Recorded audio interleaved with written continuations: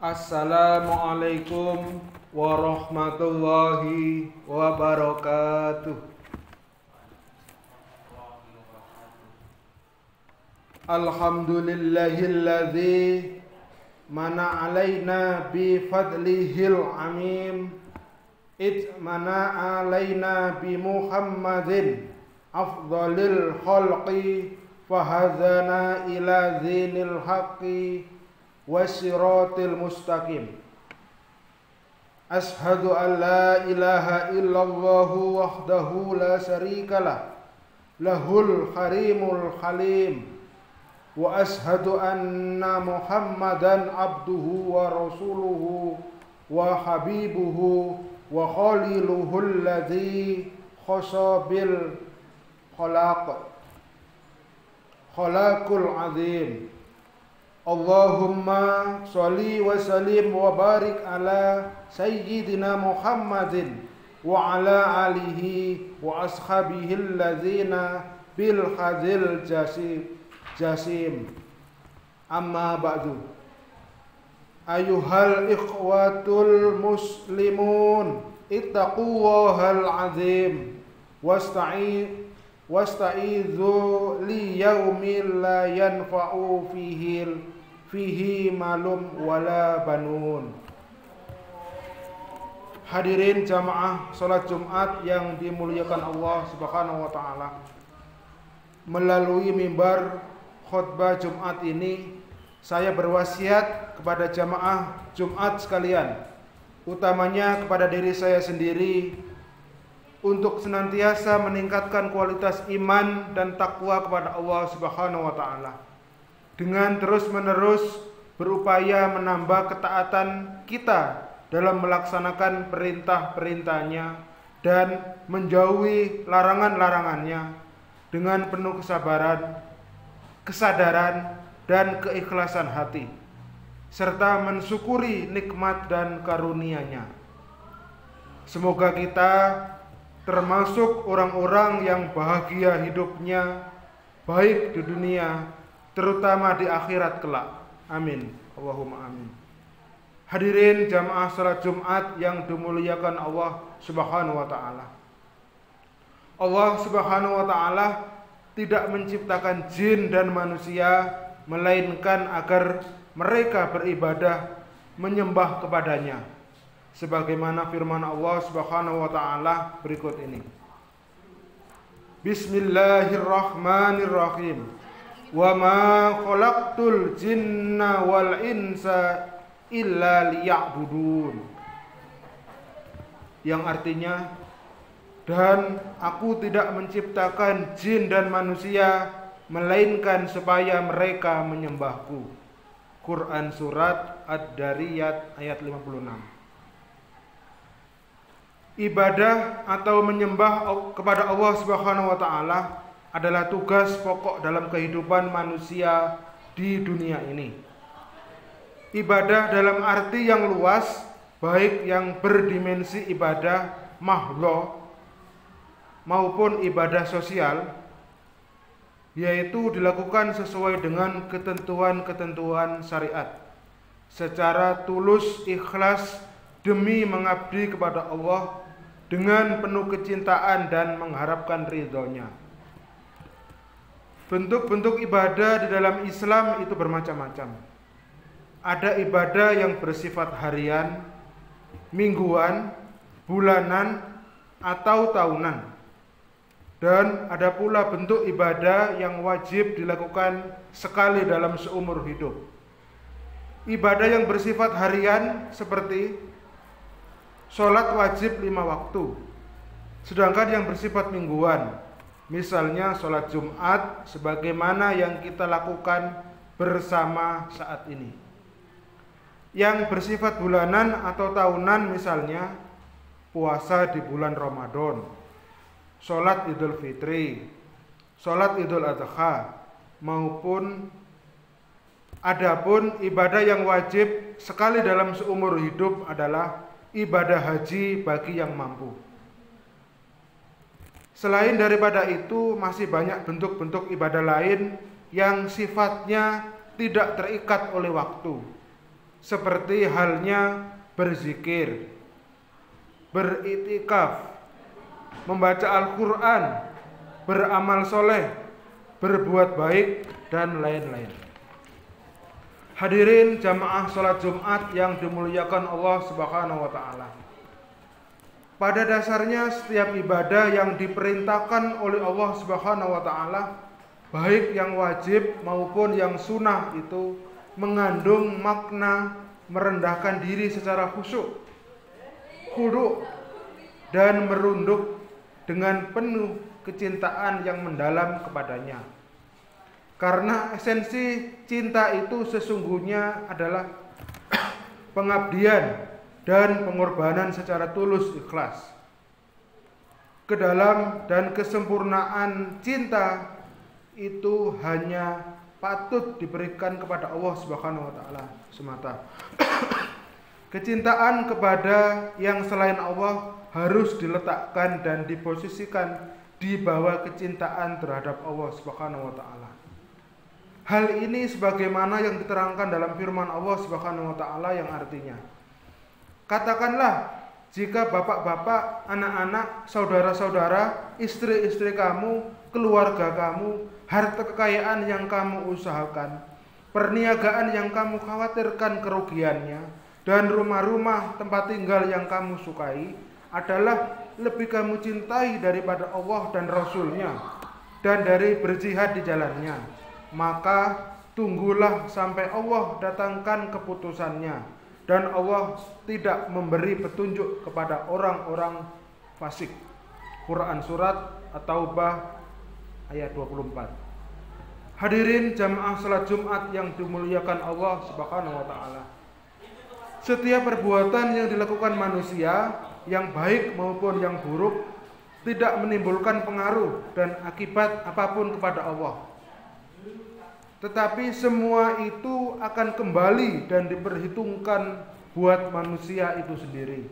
Allah Subhanahu wa Ta'ala berfirman, "Man amila sholihan fali nafsihi wa man asaa fa 'alaiha wa ma rabbuka bidzalamin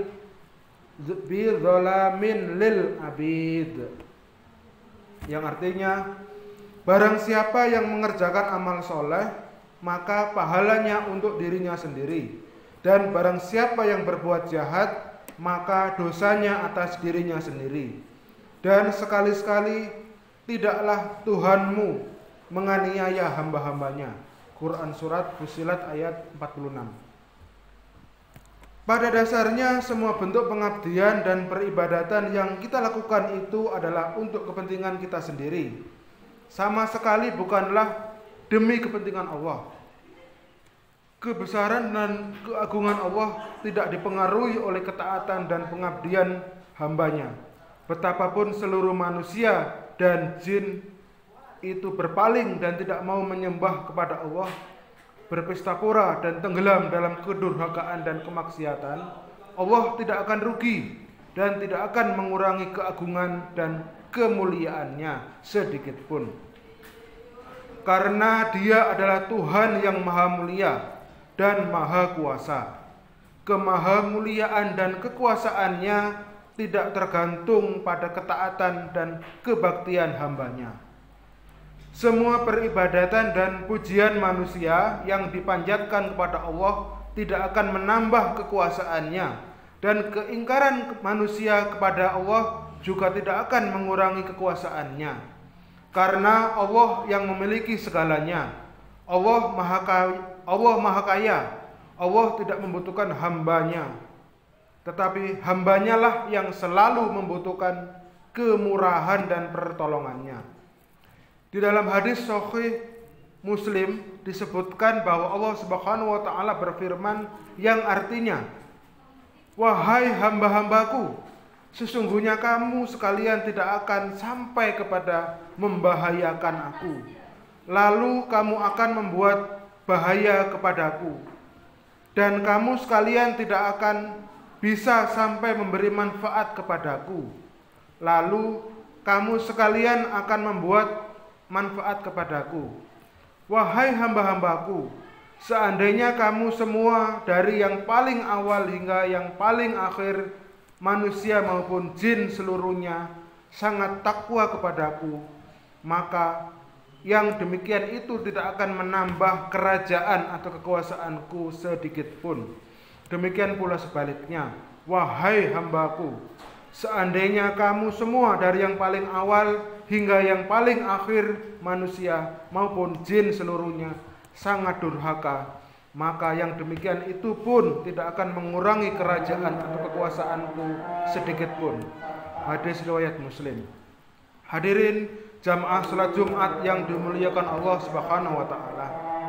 Syekhul Islam Ibnu Taimiyah memberikan pandangan secara luas dan dalam tentang ibadah. Ia menyatakan bahwa arti ibadah menurut bahasa adalah sikap taat dan tunduk secara maksimal. Sedangkan dalam ibadah terdapat suatu unsur yang sangat penting dan dominan, yaitu unsur cinta secara fitri dan pengabdian yang tulus ikhlas lahir dan batin. Ia berpandangan berikut ini.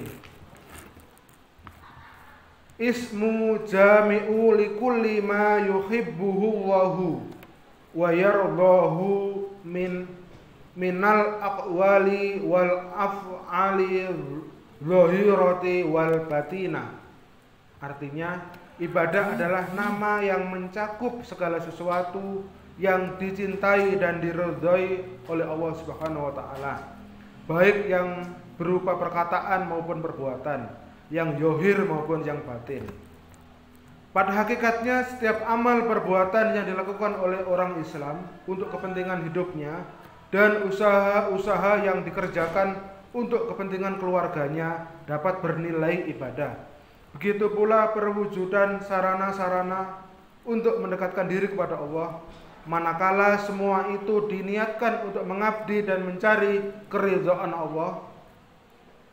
Para pegawai, karyawan, buruh, petani, pedagang, para pengusaha, dan para pelajar dapat menjadikan pekerjaan dan segala aktivitasnya itu bernilai sebagai ibadah apabila didasarkan pada ketentuan-ketentuan syariat. Hadirin jamaah salat Jumat yang dimuliakan Allah Subhanahu wa taala. Agar setiap aktivitas kehidupan kita dapat bernilai ibadah, perhatikanlah hal-hal berikut ini. Pertama, menata niat dengan benar. Setiap aktivitas yang kita lakukan harus disertai dengan niat yang benar dan tulus ikhlas, yaitu niat yang sesuai dengan apa yang diperintahkan oleh Allah Subhanahu wa taala. Seperti makan dan minum harus bernilai ibadah, maka harus disertai niat bahwa dengan makan dan minum itu agar dirinya sehat dan kuat sehingga dapat beribadah kepada Allah Subhanahu wa taala. Bekerja yang halal dapat bernilai ibadah bila dilakukan karena Allah, untuk mencari nafkah buat istri, anak, dan keluarganya sehingga mampu bertahan hidup untuk melakukan ibadah dan taat kepada Allah Subhanahu wa taala. Yang kedua, aktivitas dan usaha yang dilakukan itu bukan termasuk yang dilarang oleh Allah, seperti perdagangan minuman keras, prostitusi, melakukan transaksi riba, dan hal-hal lainnya yang dilarang di dalam Islam.